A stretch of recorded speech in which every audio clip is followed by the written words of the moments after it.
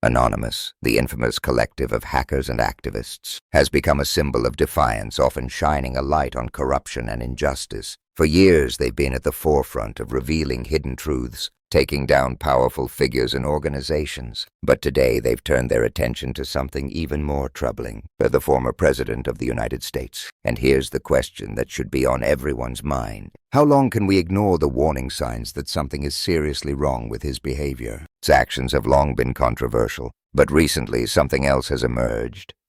His behavior seems increasingly erratic. His public posts, particularly on Truth Social, have become more bizarre, and in many cases they don't even align with basic facts. You might be asking yourself, why is this happening?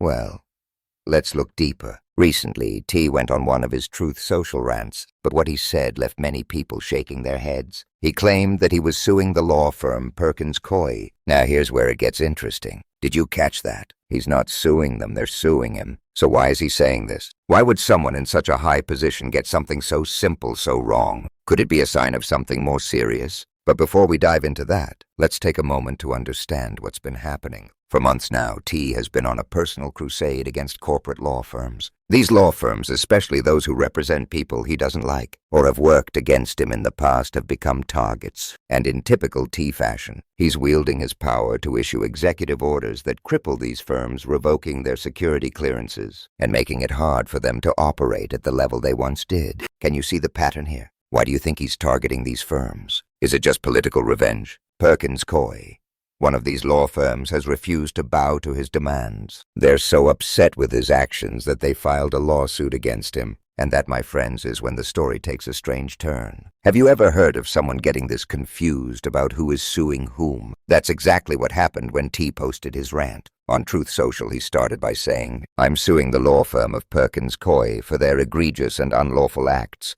But wait, did you catch it? He's the one being sued, not the other way around. But he didn't stop there. He went on to attack Judge Beryl Howell, who's overseeing the case, calling her an Obama appointment and a disaster. He claimed that she ruled against him in the past, in a shocking display of sick judicial temperament. Does this sound like the behavior of someone who is fully aware of what's going on? Let's think about it for a second. What happens when a leader or public figure loses track of reality like this? This isn't just a one-off mistake.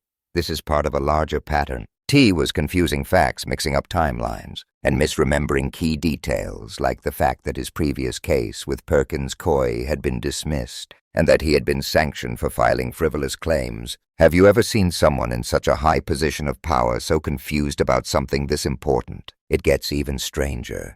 When T continues his rant by describing how her ruling was so pathologically bad that it became the talk of the town, and claiming that I could have 100% perfect case and she would angrily rule against me. But how many of you know that this isn't true? In fact, T lost that case and the ruling was upheld on appeal. But T continues to make these outlandish claims, insisting that the judge is biased against him because of Trump derangement syndrome. Is this behavior really what we expect from someone in charge of the country's highest office? Why do you think he's continuing to spread these false claims? Is it to protect his image, or is there something else at play here? And here's the most telling part: T's inability to keep track of his own legal battles. The case he's talking about, the one involving Perkins Coie, was resolved years ago, yet he's mixing up details and making it seem like this is a new case. Doesn't this feel like a moment where the dots just aren't connecting? If you've ever dealt with dementia or cognitive decline, this kind of confusion isn't unfamiliar. Forgetting key details, mixing up cases, and getting timelines wrong.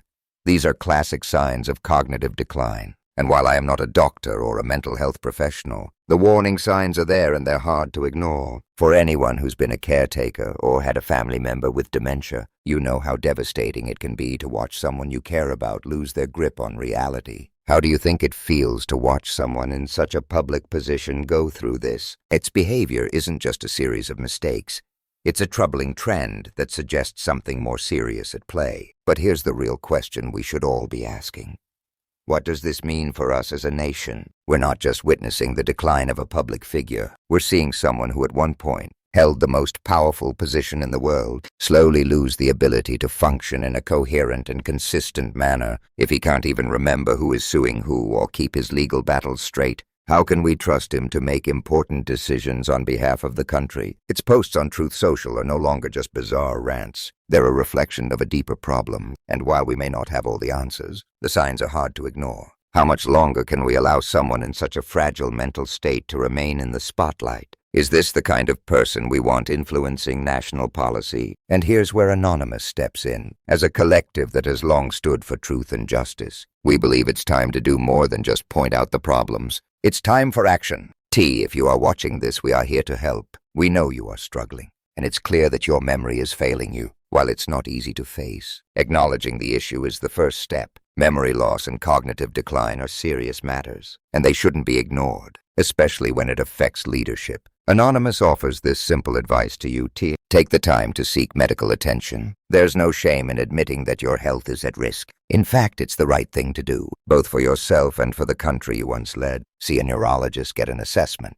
and address the underlying issue. Memory exercises, therapy, and medications can all play a role in slowing down the progression of cognitive decline. Don't let pride or fear stop you from seeking help. It's time to stop making excuses and face the truth. You may have been a powerful figure in the past, but the reality is that your mental health matters now. The world is watching, and it's time to act with the responsibility and dignity you once had. The stakes are too high to let this slide. Will you take the necessary steps to preserve your health? We may not have all the answers, but at least now we can say that we tried to point you in the right direction. It's time to act. Stay informed, stay engaged, and don't let this go unnoticed.